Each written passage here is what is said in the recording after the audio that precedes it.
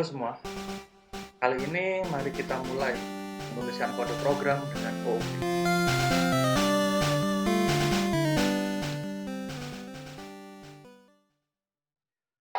Ada beberapa konten yang akan kita pelajari saat ini, yaitu deklarasi kelas, atribut, dan metodenya, kemudian pembuatan objek. Setelah itu, bagaimana cara mengakses anggota dari objek yang sudah dibuat, kemudian apa itu constructor dan reference type. Kelas merupakan salah satu source file dalam Java. Source file dalam Java ini harus diakhiri dengan ekstensi .java. Jadi ketika kita membuat file Java, maka kita harus menggunakan ekstensi Java. Dalam praktikum, kita menggunakan Notepad. Jangan lupa saat penyimpanan file, kita tambahkan ekstensi .java di belakang. Ada 3 top level elemen dalam file Java. Yang pertama, package declaration, kemudian import statement, dan class definition. Package declaration digunakan untuk mendeklarasikan atau menyatakan di mana letak atau kelas Java itu disimpan, atau di mana letak kelas itu berada dalam package apa. Setelah package declaration, maka dilanjutkan dengan import statement. Import statement ini digunakan ketika sebuah kelas itu menggunakan kelas lain. Jadi mengakses atau menggunakan kelas lain. Maka kelas itu butuh untuk mengimport kelas yang digunakan tadi. Setelah itu baru dilakukan deklarasi kelas, yaitu mendefinisikan kelas itu yang akan kita buat. Bagaimana caranya? Didahului dengan penulisan modifier. Ada 4 modifier yang dikenal, yaitu ada public, private, protected, dan juga default. Setelah modifier, maka diikuti dengan kata kunci class. Yang dituliskan kata kunci class dan diikuti dengan nama dari kelas yang akan kita buat. Atau yang biasa disebut dengan identifier. Setelah nama kelas dituliskan, maka untuk menyatakan blok dari kelas ini, blok statement dari kelas, menggunakan tanda kurung kurawal, buka dan tutup. Di dalam kurung kurawal buka dan tutup, itu adalah blok statement dari kelas. Bisa berisi atribut, konstruktor, ataupun metodenya. Ya, ini contoh deklarasi dari kelas. Ada public, diawali dengan public, yang modifiernya bisa selain public ada private, protected, ataupun default. Untuk default, maka tidak perlu dituliskan kata kuncinya. Ya, hanya kosong gitu saja langsung dituliskan kelas. Maka itu berarti default. Setelah modifier diikuti dengan kata kunci kelas. Untuk deklarasi kelas harus menggunakan kata kunci kelas, ya, public class. Kemudian diikuti dengan nama dari kelas itu atau identifier. Di sini kelas ini dinamai dengan siswa. Dan diikuti dengan kurung kurawal buka di akhir dari kelas, bagian paling akhir dari kelas ditutup dengan kurung kurawal tutup. Itu untuk deklarasi kelas. Lalu bagaimana dengan deklarasi atribut? Tidak jauh berbeda dengan kelas. Ada modifier di awal, kemudian tipe, ya. Kalau di kelas tadi kata kunci kelas yang dituliskan, di sini yang bagian tengah adalah tipe data. Kemudian diakhiri dengan nama atributnya. Nah, untuk atribut, deklarasi atribut, akhirannya adalah titik koma, digunakan titik koma. Ini adalah penulisan untuk atribut, deklarasi atribut. Oke, contohnya seperti ini. Tadi kita sudah menuliskan kelas siswa, maka ditambahkan dengan atribut di dalamnya atau variabel. Ya. Dibuat 2 buah variabel nrp dan nama. Ya. nrp memiliki modifier public, tipe datanya adalah integer, kemudian namanya adalah nrp. Kemudian untuk nama, modifiernya adalah public, tipenya adalah string, dan identifiernya adalah nama. Keduanya diakhiri dengan titik koma. Itu adalah contoh deklarasi atribut. Oke. Untuk metode, sama juga diawali dengan modifier, ya, 4 modifier itu, kemudian diikuti dengan return type. Kalau di atribut tadi adalah tipe data, di sini diikuti dengan return type. Ya, sama return type itu juga sama seperti tipe data, bisa tipe data primitif ataupun tipe data objek. Setelah itu diikuti dengan nama metodenya, identifier method. Oke. Setelah nama metode, ada kurung buka dan kurung tutup, kurung biasa ya, yang berisi daftar argumen. Daftar argumen ini bisa lebih dari satu. Bisa lebih dari satu. Boleh kosong, boleh satu ataupun lebih. Ya. Daftar argumen ini adalah parameter yang diinputkan ke dalam metode. Kemudian dilanjutkan dengan kurung kurawal buka yang menyatakan block statement untuk metode. Seperti itu. Contohnya seperti ini. Kita masih melanjutkan kelas siswa yang tadi. Setelah dideklarasikan kelasnya, atributnya, maka bisa ditambahkan metodenya. Ya, di sini ditambahkan metode info. Modifiernya public, kemudian tipe return type-nya adalah void, ya, berarti menyatakan metode ini tidak memiliki return value.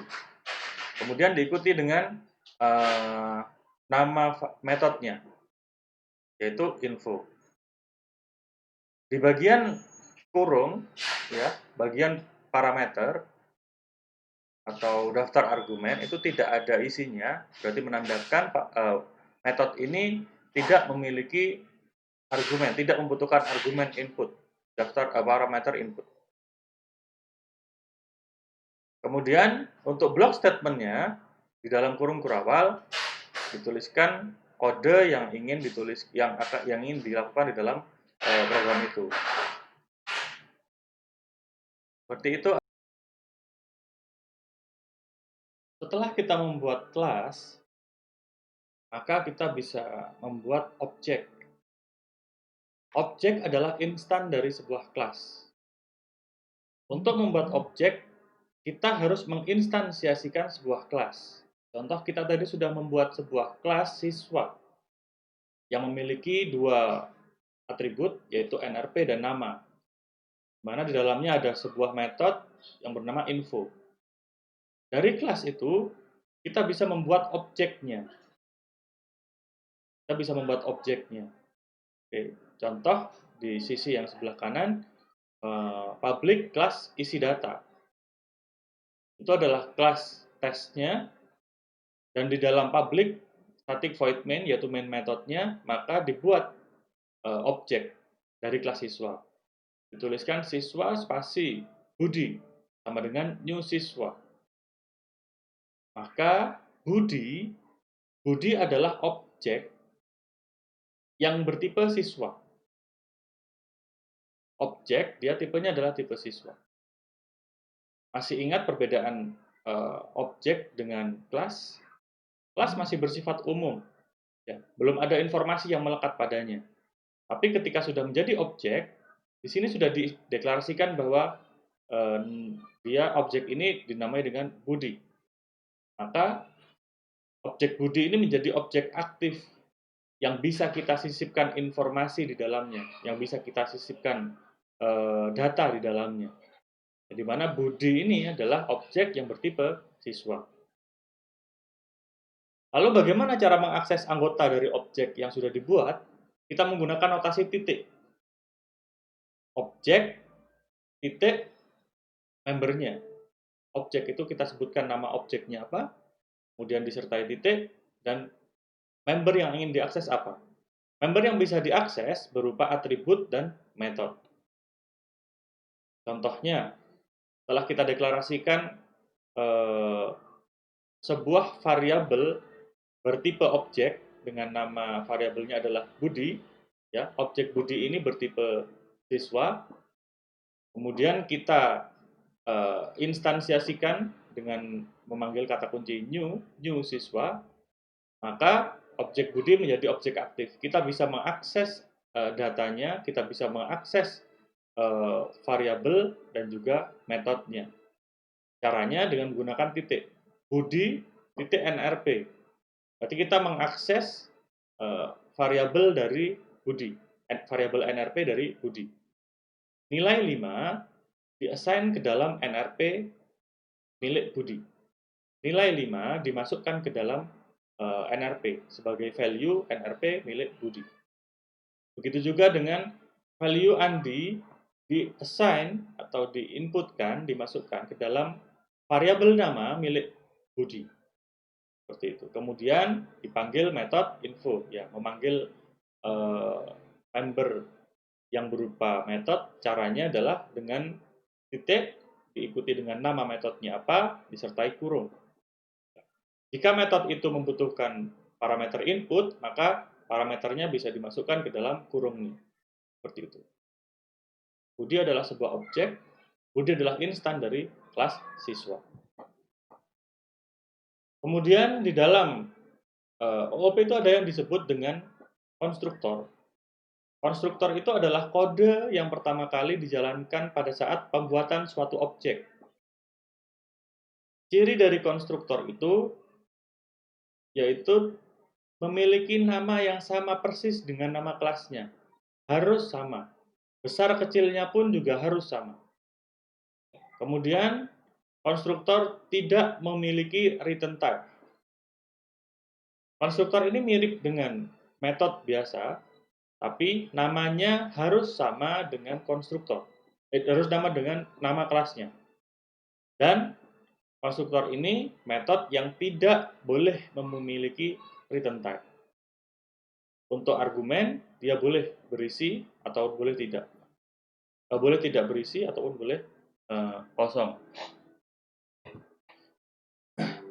Contohnya seperti ini. Kita tadi sudah membuat kelas siswa. Maka konstruktor untuk kelas siswa bisa seperti itu. Ya. Modifiernya adalah public, misal. Kemudian diikuti dengan nama konstruktornya yang harus sama dengan nama siswa, nama kelasnya, siswa, dengan S yang juga sama-sama besar. Besar kecilnya harus sama. Kemudian di sini diberikan parameter input 2. Satu buah integer n dan satu buah string m. Mana nanti n dan m itu di-assign, dimasukkan ke dalam NRP milik si siswa, dan m itu dimasukkan ke dalam nama milik siswa. Seperti itu. Itu adalah konstruktor dari kelas siswa. Parameternya boleh ada, boleh tidak, boleh kosong, boleh 1, boleh 2, boleh lebih. Seperti itu. Oke, jika kita tidak menuliskan kode konstruktor, apa bisa? Bisa. Ketika kita tidak menuliskan kode konstruktor, maka secara otomatis compiler akan menambahkan yang namanya default constructor. Default constructor dia tidak memiliki argumen, tidak memiliki parameter input, tidak membutuhkan parameter input, dan tidak memiliki tubuh statement. Ya, di dalamnya tidak ada statement. Dan the default constructor has the same access modifier as the class itself. Default constructor memiliki modifier yang sama persis dengan kelasnya. Kalau kelasnya memiliki modifier public, maka default constructornya juga ikut public. Oke. Contoh default constructor ya. Tadi kita punya kelas siswa, public kelas siswa, maka default constructornya adalah public siswa. Kurung buka, kurung tutup, kurung kurawal buka, dan diakhiri di bawah kurung kurawal tutup. Di dalamnya, di bagian paling awal, dipanggil kata kunci super. Super ini, super disertai kurung buka, kurung tutup, itu menyatakan pemanggilan dari konstruktor parent-nya. Ya, konstruktor parent. Apa itu parent akan dijelaskan di subbab inheritance. Untuk saat ini kita simpan dulu bahwa konstruktor itu perlu memanggil konstruktor dari parentnya. Oke, sekali saja konstruktor itu dibuat, dituliskan secara eksplisit di dalam kode program dalam sebuah kelas, maka default konstruktor yang tadi itu akan hilang. Contoh, public kelas siswa. Kemudian kita buat konstruktornya secara eksplisit, dituliskan sendiri, ya, public siswa dengan satu buah parameter, maka default konstruktornya hilang. Tidak akan ada default konstruktor. Yang digunakan hanya konstruktor siswa dengan satu buah parameter ini. Oke. Tadi di deklarasi atribut, saya sempat menjelaskan bahwa tipe data dari sebuah atribut itu bisa berupa tipe data primitif ataupun objek. Nah, tipe data objek itu adalah reference type, tipe yang mereference ke sebuah kelas yang lain. Tipe ini bukan tipe primitif, seperti int, double float, dan teman-temannya. Ya. Reference type ini adalah tipe yang berbentuk suatu kelas. Pembuatan suatu reference type untuk mengalokasikan memori dilakukan dengan menggunakan kata kunci new. Tadi sudah dilakukan juga ketika deklarasi objek siswa, ya. Kita panggil new siswa. Itu adalah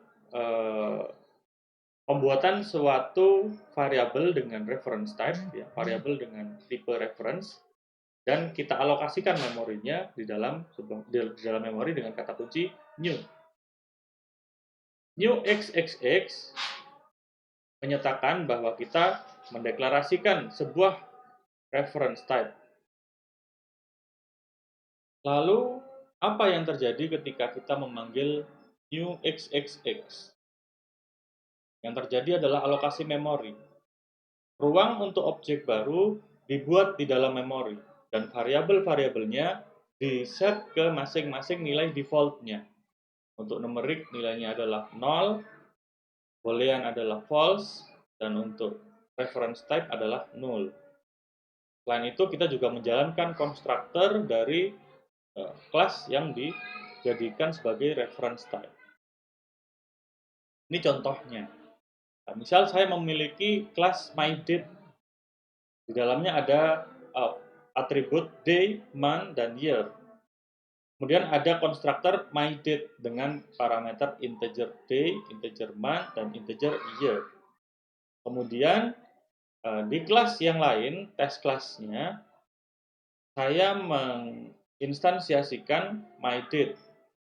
myDate today, saya membuat objek today bertipe myDate, ya.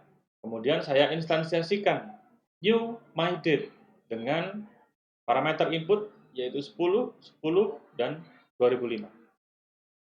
Apa yang terjadi ketika kita memanggil new myDate? Yang pertama, ketika dipanggil myDate spasi today, maka sudah dibuat objek today di dalam memori. Sudah dibuat objek today, tapi objek ini masih null.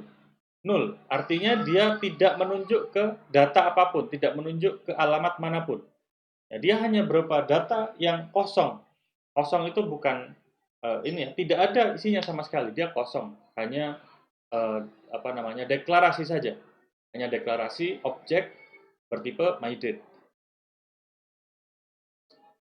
Kemudian ketika new myDate dijalankan, maka compiler akan mengenerate objek myDate di dalam memori, ya, dialokasikan memori, tapi nilainya masih nol, masih nilai default, ya. Diassign semua variabelnya memiliki nilai default, yaitu 0, 0, dan 0.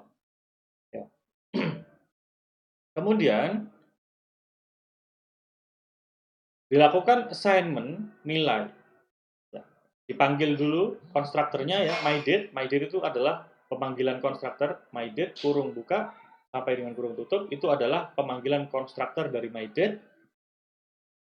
Di dalam konstruktor myDate itu adalah assignment nilai-nilai atribut, nilai-nilai parameter input ke dalam variabel yang dimiliki oleh myDate. Maka nilai 10 dimasukkan ke dalam variabel day, 10 yang kedua dimasukkan ke variabel month, dan 2005 dimasukkan ke variabel year. Maka assignment nilai sudah terjadi di sini. Kemudian new myDate yang di sisi kanan sama dengan ya, di sisi sebelah kanannya sama dengan di assign alamat dari new myDate yang sudah di-create di entah alamat mana di dalam memori ya, sudah dialokasikan di memori, sudah diisi juga, itu di-assign ke dalam objek today yang sudah dibuat sebelumnya. Ya. Yang di-assign itu adalah alamatnya. Kenapa alamatnya? Karena today itu adalah reference type. Dia hanya mereference ke objek tertentu. Berarti today dia berisi alamat dari myDate yang dibuat di dalam memori. Misal alamat dari myDate yang dialokasikan di memori adalah 0x01 ABCDEF, misal ya. Maka today berisi alamat itu. Oke. Kemudian apakah bisa kita melakukan assignment dari sebuah objek ke objek yang lain sehingga dua buah objek memiliki data yang sama? Bisa. Ya, tapi sebenarnya bukan dua buah objek yang memiliki data yang sama, tapi dua buah objek ini mereference ke objek yang sama. Oke, coba perhatikan. Alamat yang direferensi oleh X itu akan di-assign pada Y, sehingga Y dan X adalah dua objek yang mereference alamat memori yang sama. Coba perhatikan, X dia menunjuk ke alamat 0x01234567, misal. Ya, di mana di dalam alamat itu, di dalam physical memory ya, alamat 0x01234567 berisi data 14, 6, 19, 85. Isi data yang berada di alamat memori 0x01234567 adalah 14, 6, 19, 85. Kemudian dilakukan assignment. Nilai X di-assign ke dalam Y. X ini bernilai apa tadi?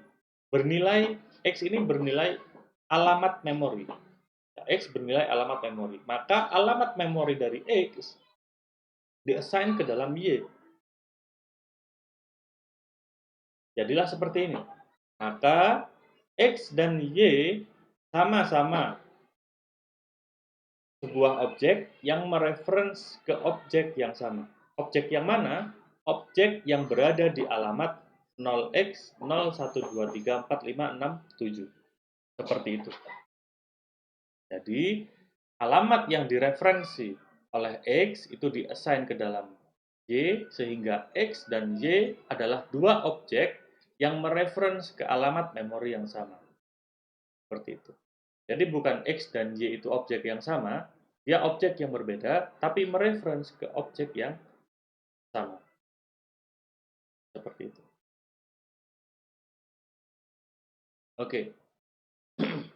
Di dalam Java, ada sesuatu yang fundamental yang harus ada pada setiap project yang ingin atau diharapkan bisa di running atau di runnable, ya, bisa di running, yaitu metode main.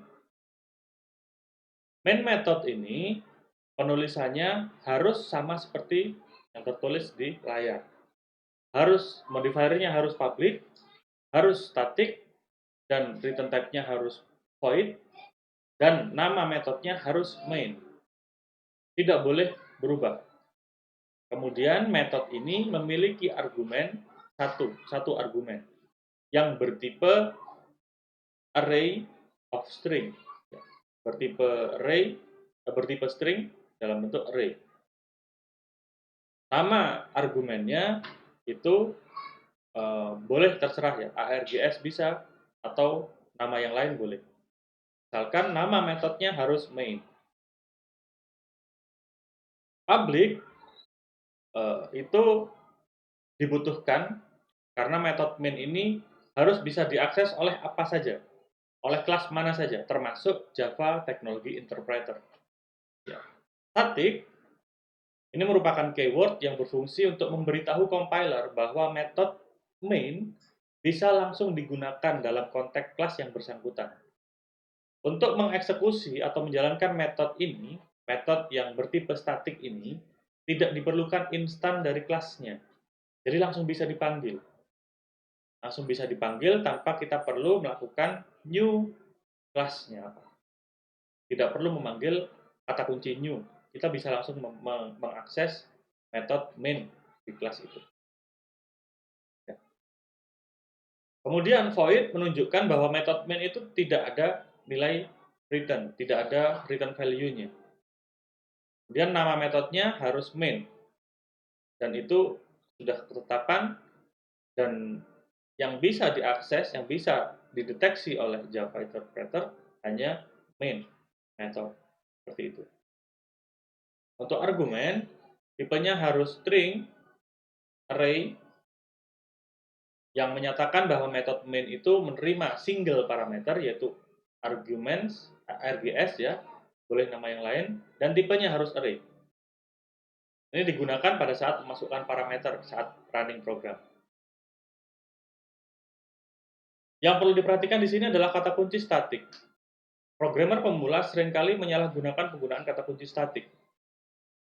Ketika diberikan sebuah variabel atau sebuah metode diberikan kata kunci statik, maka variabel atau metode itu bisa langsung diakses oleh kelas manapun di dalam program. Maka berarti ketika dijalankan, program dijalankan, kelas-kelas yang memiliki objek atau metode atau variabel statik di dalamnya itu sudah dideklarasikan, sudah diinstansiasikan di dalam memori, sudah dibuat di dalam memori, sudah dialokasikan di memori, sudah memiliki data, sudah menjadi objek aktif, sudah menjadi kelas yang aktif di dalam memori. Nah, bagaimana jika programmer pemula seenaknya memberikan kata kunci statik di banyak metode di dalam project? Maka banyak kelas akan dideklarasikan begitu aplikasi di running, dideklarasikan di dalam memori, maka begitu dijalankan, memori sudah langsung akan termakan oleh kelas-kelas yang belum digunakan. Kelasnya belum digunakan, masih digunakan yang main method satu pertama, tapi kelas yang lain yang memiliki kata kunci statik juga sudah dideklarasikan di memori. Maka sudah terjadi pemborosan di sini. Ya. Maka dari itu, jangan sekali-sekali kita menggunakan statik tanpa perhitungan yang matang. Salah satu penggunaan yang salah, ya, salah satu penggunaan yang sering kali disalahgunakan oleh programmer pemula adalah desain pattern yang bernama singleton pattern. Singleton ini menggunakan kata kunci statik. Di bahasa pemrograman apapun sama, patternnya sama. Singleton namanya, dan itu berbahaya kalau kita salah menggunakannya. Itu akan membebani memori dan membuat program kita kacau nanti. Seperti itu. Oke. Sekian materi yang bisa saya sampaikan kali ini. Terima kasih sudah menyaksikan. Sampai jumpa lagi.